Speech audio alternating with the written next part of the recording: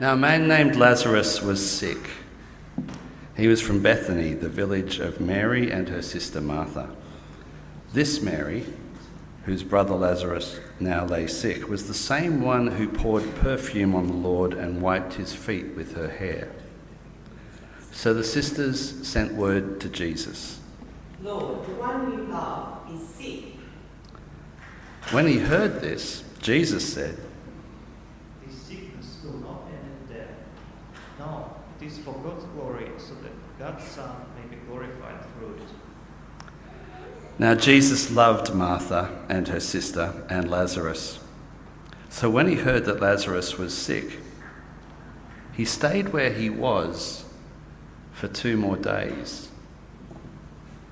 And then he said to his disciples, "Let us go back to Judea."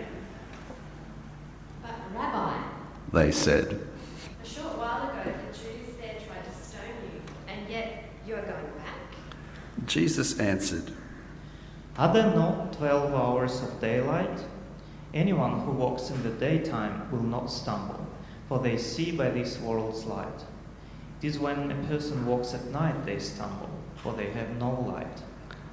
After he said this, he went on to tell them, "Our friend Lazarus has fallen asleep, but I am going there to wake him up." His disciples replied, "Lord, if he sleeps, he will get better." Jesus had been speaking of his death, but his disciples thought he meant natural sleep. So then he told them plainly, "Lazarus is dead, and for your sake I am glad I was not there, so that you may believe. But let us go to him." Then Thomas, also known as Didymus, said to the rest of the disciples, "Let us also go, that we may die with him." On his arrival, Jesus found that Lazarus had already been in the tomb for 4 days. Now Bethany was less than 2 miles from Jerusalem, and many Jews had come to Martha and Mary to comfort them in the loss of their brother. When Martha heard that Jesus was coming, she went out to meet him, but Mary stayed at home. "Lord, Martha said to Jesus, if you had been here, my brother would not have died. But I know that even now God will give you whatever you ask." Jesus said to her, "Your brother will rise again." and Martha answered, "I know he will rise again in the resurrection at the last day." Jesus said to her, "I am the resurrection and the life. The one who believes in me will live, even though they die. And whoever lives by believing in me will never die. Do you believe this?" "Yes, Lord. she replied. I believe that you are the Messiah, the Son of God, who is to come into the world." After she had said this, she went back and called her sister Mary aside. "The teacher is here," She said. "and is asking for you." When Mary heard this, she got up quickly and went to him. Now Jesus had not yet entered the village, but was still at the place where Martha had met him. When the Jews who had been with Mary in the house, comforting her, noticed how quickly she got up and went out, they followed her, supposing she was going to the tomb to mourn there. When Mary reached the place where Jesus was and saw him, she fell at his feet and said, "Lord, if you had been here, my brother would not have died." When Jesus saw her weeping, and the Jews who had come along with her also weeping, he was deeply moved in spirit and troubled. "Where have you laid him?" He asked. "Come and see, Lord," they replied. Jesus wept. Then the Jews said, "See how he loved him." But some of them said, "Could not he who opened the eyes of the blind man have kept this man from dying?" Jesus, once more deeply moved, came to the tomb. It was a cave with a stone laid across the entrance. "Take away this stone." He said. "But Lord," said Martha, the sister of the dead man. By this time there is a bad odour, for he has been there 4 days. Then Jesus said, Didn't I tell you that if you believe you will see the glory of God? So they took away the stone. Then Jesus looked up and said, Father, I thank you that you have heard me. I knew that you always hear me, but I said this for the benefit of the people standing here, that they may believe that you sent me. When he had said this, Jesus called in a loud voice, Lazarus, come out.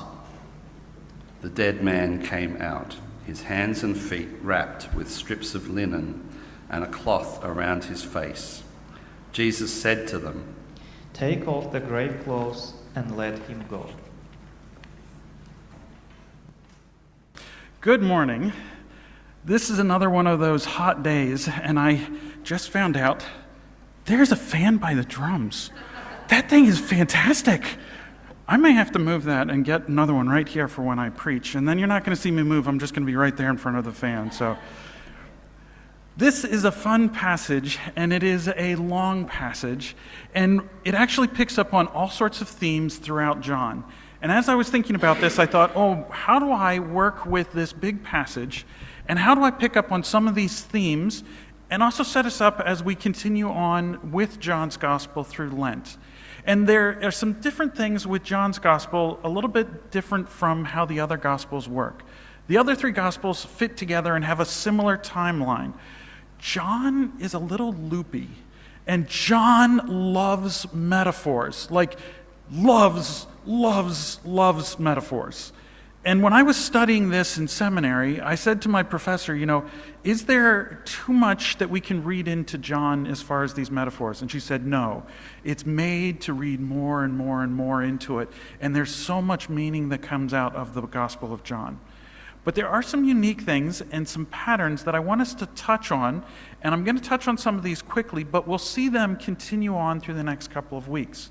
And one of the key things is the chapter that we read last week, chapter 9, with dealing with the blind man. It's not the pinnacle, but it is a massive turning point and is one of these just great examples of what John's trying to get at. So I want you to hold some of that, the idea of blind and being able to see, and what does it really mean to see, as one of the critical things as we go through this. But I'm going to talk a little bit about the structure, and then we'll get more into the passages. So I want to start off with 1 John 11 through 12, and this sort of sets up a little bit of what is the whole book of John trying to get at.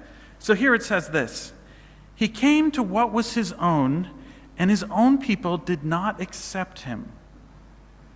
But to all who received him, who believe in his name, he gave the power to become the children of God. So here we have this sort of setup of what is this gospel about. It is about the story of Jesus coming to his people, and his own people, the people who were most expected to recognize him, didn't. They didn't get it. But there is this thing here: if you recognize Jesus, if you see who Jesus is, and you know who he's from, you get to become a child of God. And the book is written for us to be one of those followers who gets it and becomes a follower of God. And you caught this come and see, and they did a great job of reading that together. This come and see is the idea of the book, is come along and see who Jesus is. And it's written for many ways for us to do that. And this line comes up multiple times. The fun thing with this passage is it's reversed from normally how it's read, but we'll come back to that. In most of the other Gospels, there are miracles that Jesus works, and there's also parables. There aren't parables in John's Gospel the same way. It focuses more on what it refers to as signs or the works, and they are to testify to who Jesus is. So that's a key thing with that, and we'll pick up again on that theme as we go. And this idea of see and believe, or you don't believe and you're blind. It's a theme that sort of comes through with that.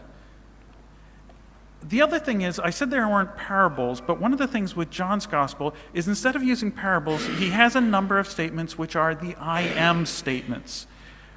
Can you think of a couple of those? Give me an example. Jesus says, I am the bread of life. I am the the vine, okay? I am the way, the truth, and the life. I am the good shepherd. There's a whole bunch of them in there. And when you look at books on the book of John, it says, these are the 8 ones. Actually, if you go through, there's actually a number of other places where, as he's speaking, he says, I am, and does these statements. They're all through John. So these are some of the themes or some of the things that we're going to pick up on as we continue on with the book of John. Now, I want to use the chapter that's in between last week's and this week's as a little bit of an example to pick up on some of these really, really quickly. We're not going to read all this completely. But this is John 10, and we get here sort of these two things of the Jews being divided, and this last statement which goes back to and references again the blind people. So here, let me read it. Again, the Jews were divided because of these words. Many of them were saying, he has a demon, he is out of his mind. Why listen to him? Others were saying, these are not the words of one who has a demon. Can a demon open the eyes of the blind?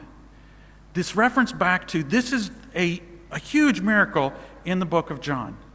This is the guy who can open the eyes of the blind, and it's always that metaphor of it's the physical opening the eyes of the blind, but it's also this opening their eyes spiritually.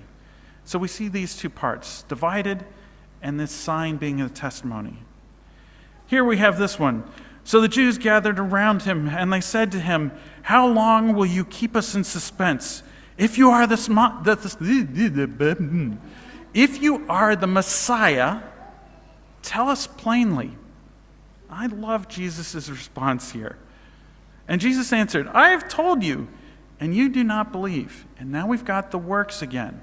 The works that I do in my Father's name testify to me. But you do not believe because you do not belong to my sheep. So here we've got again this setup of it is the works that are testifying to who Jesus is. That's going to come back in again in our chapter this time. Again, from 10. If I am not doing the works of my Father, then don't believe me. But if I do them, even though you do not believe me, believe the works. Again, this thing of coming back to, here's the signs, here's the works, believe them, and again, that's going to come back in. So that you may know and understand the Father is in me, and I am in the Father. Then they tried to arrest him, but he escaped their hands. So actually twice in John 10, they try to arrest Jesus, or they pick up stones. But he's often coming back and saying, do you believe these messages, these signs, these wonders, these works? And that's what's to testify.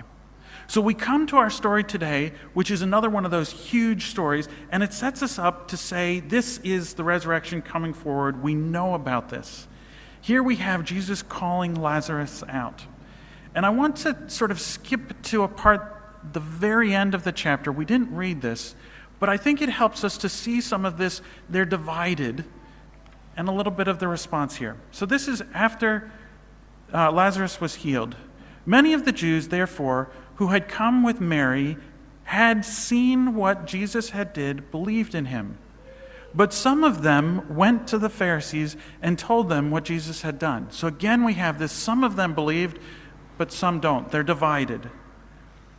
So the chief priests and the Pharisees called a meeting of the council and said, what are we to do? Now here we have this key line. This man is performing many signs. Again, emphasizing the signs that are here. And I find it really interesting that they name this guy's performing signs, but then they follow this up. If we let him go on like this, everybody's going to believe him. Wasn't that a good thing? You would think that if they saw that and said, wow, this guy's performing these amazing signs, they're so powerful that if they continue, everybody's going to believe. That's a good thing, right? But their fear takes over here, and they follow that up. And they say this, and Rome will come, and I find it really interesting, this wording, and you're going to hear me say that line multiple times through this. Rome will come and destroy both our holy place and our nation. They're very possessive of their experience with God, and they're very possessive as we are the people of God as this nation. And they're very fearful of losing that. And that is what's motivating them.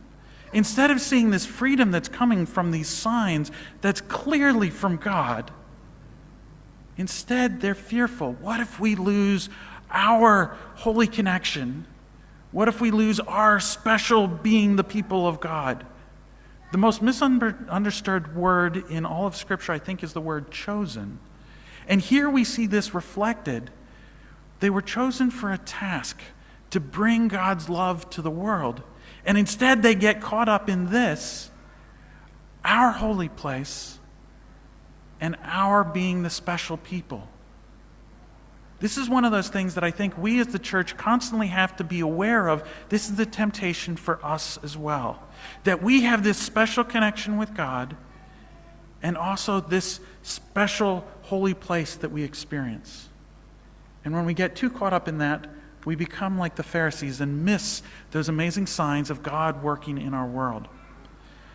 So we're going to come to the part, and most people try to read this story in its entirety and figure it out. We're going to try to focus in a little bit more on Martha's experience with Jesus. And I emphasize this one because often I think Martha gets a really bad rap. She often is compared to Mary, and the Mary is the one who goes and worships Jesus and from another story. And Martha's the one that's getting stuff done, and we see her sometimes as not working off of her emotions, and I've heard all sorts of things where Martha isn't painted in the best of light. But here we have Jesus arriving. He found out that Lazarus had been dead and had already been in the tomb for 4 days. Now Bethany was near to Jerusalem, and many of the Jews had come to Martha and Mary to console them about their brother. Now here it's interesting that it sets up their family. And did you notice there is no mention of parents? We've got a brother and 2 sisters, unmarried, or at least we don't have any example of them being married. And it's interesting because in that culture, women wouldn't necessarily have had great ways to support themselves, and they needed to be under the leadership of a male. So here we have a set of 3 siblings living together. It's clear that their parents, or at least their father, is not with them. Otherwise, they probably would have been in their father's house. So now we have a situation set up where the brother has died and now has left these 2 women without the protection. Now I'm doing quotations because this is how that culture saw it, not how I view males and men and women today. But in that society, they're looking at these women and saying, we feel sorry for you because you no longer have your male to protect you and to have wealth, a way to have money for you. So they are looking at a disastrous way of life moving forward. When Martha heard that Jesus was coming, she went to meet him, while Mary stayed at home. Now we get to their interaction. And we've heard this read, but I want to go through and highlight a few things. So Mary said to Jesus, Lord, if you had been there, my brother would not have died. Boy, that's a lot of faith that she has in Jesus. And we get that right away. This is one of those women who sees, well, mostly. She knows that Jesus is the one, and she's got faith that if he had been there, he could have healed.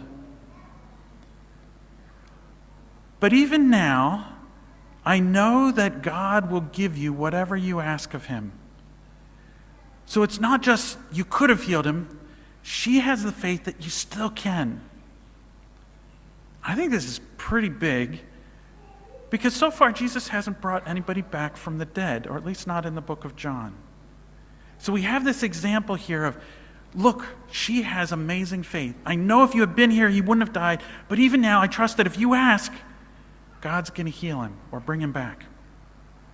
So Jesus said to her, your brother will rise again. Now this is the second time in this story where Jesus says that Lazarus is going to be raised.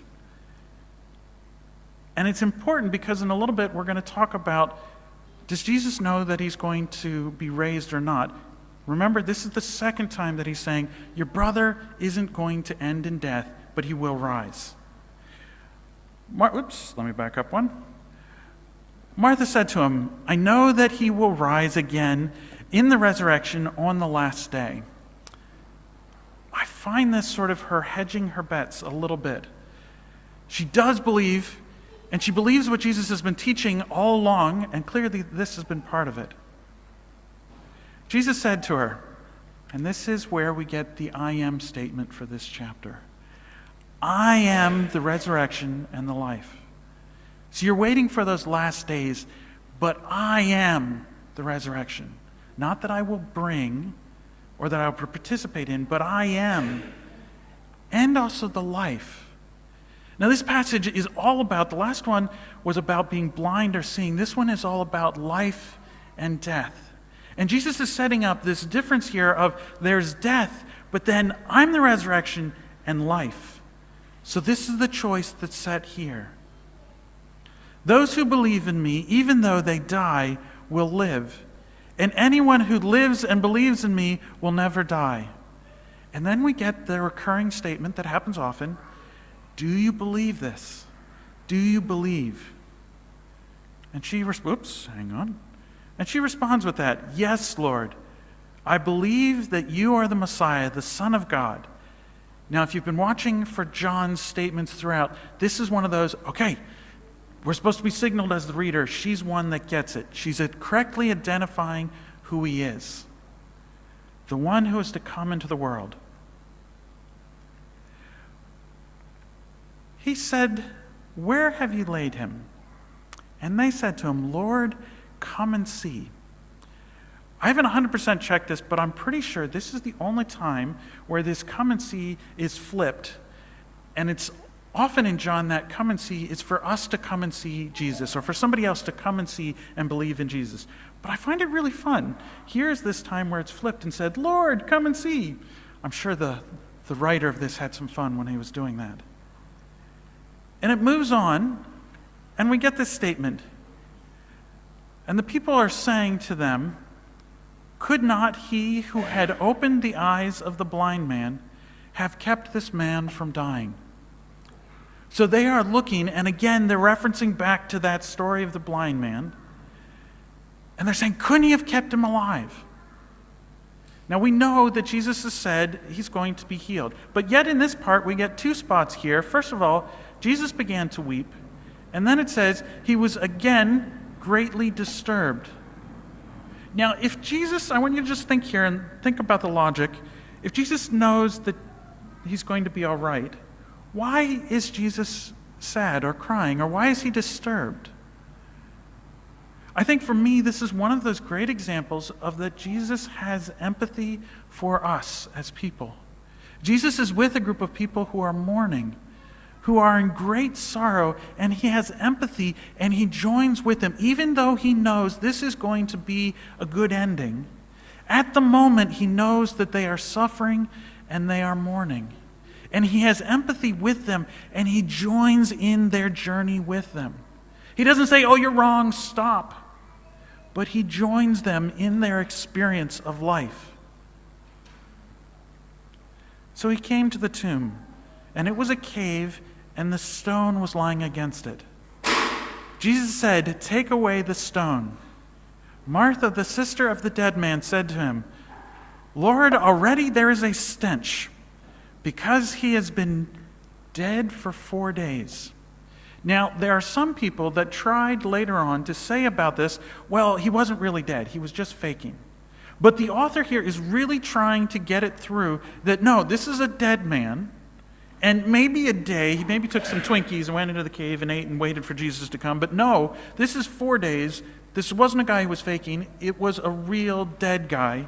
So much so, it stunk. Even though they put the rock there, there's still a stench. This guy's really dead. Jesus said to her, did I not tell you that if you believed, you would see the glory of God? So he's saying, didn't I already tell you this? And yet you're still caught in that he's dead. So they took away the stone, and Jesus looked up and said, and this is another one of those, this is some interesting commentary from Jesus. Father, I thank you, for you have heard me. I know that you always hear me. But I'm just curious, if you were a disciple listening to Jesus, what would you be thinking as he's saying these things? But I have said this for the sake of the crowd standing here. And now we've got this part recurring of John, so that they may believe that you have sent me. Now we come here to sort of the end statements. When he said this, he cried out in a loud voice. The next time we hear Jesus crying out in a loud voice, do you know where that's going to be? On the cross. So he cries out in a loud voice, calling Lazarus, come out.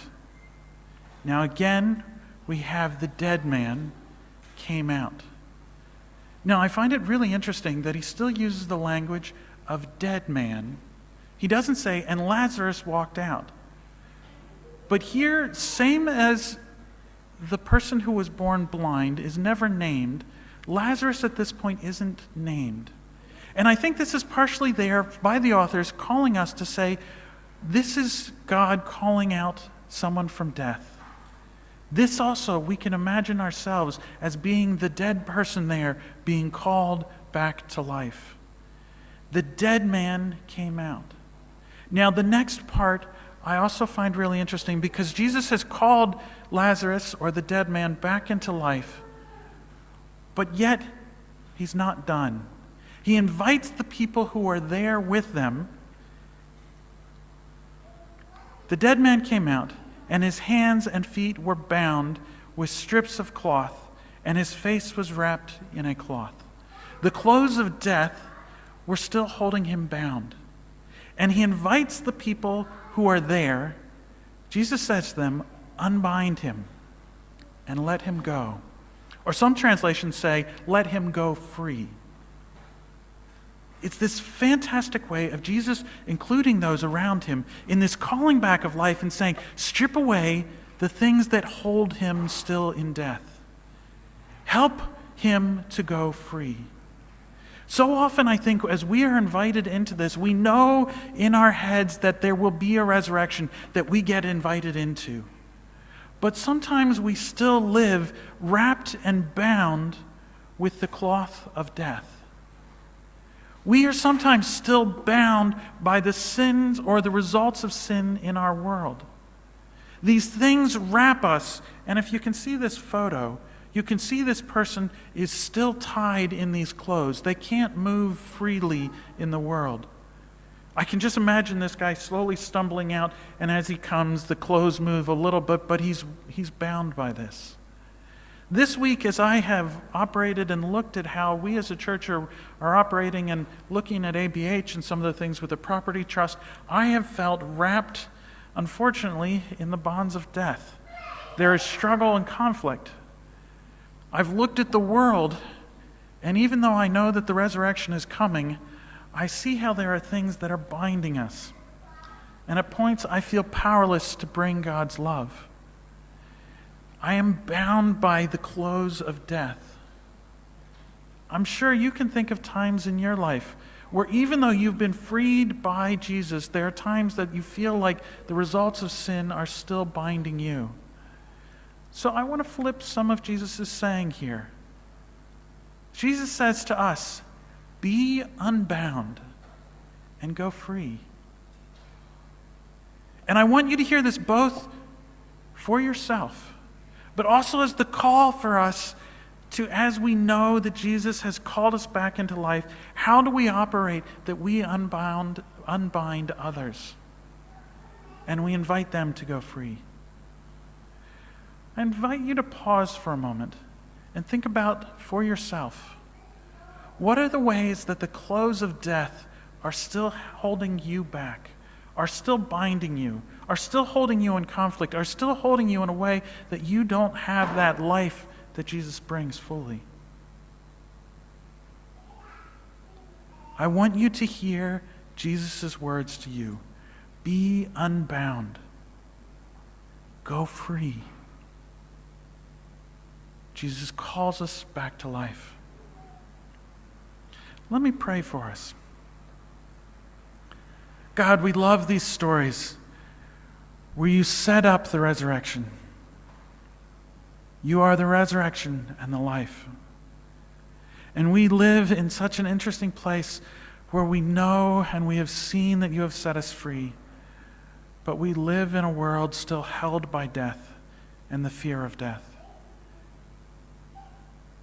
We have things that hold us, conflicts, traumas, things that feel like they trap us in death. We thank you and we want to hear your words. Send your Spirit to us and help us to be unbound. Send your Spirit to us and set us free. And God, empower us to go out this week, this month, this year, and may we announce to the world, be unbound, go free. Come to Jesus, the resurrection and the life. Lead us, Lord, and help us to go free. In Jesus' name we pray. Amen. Judith.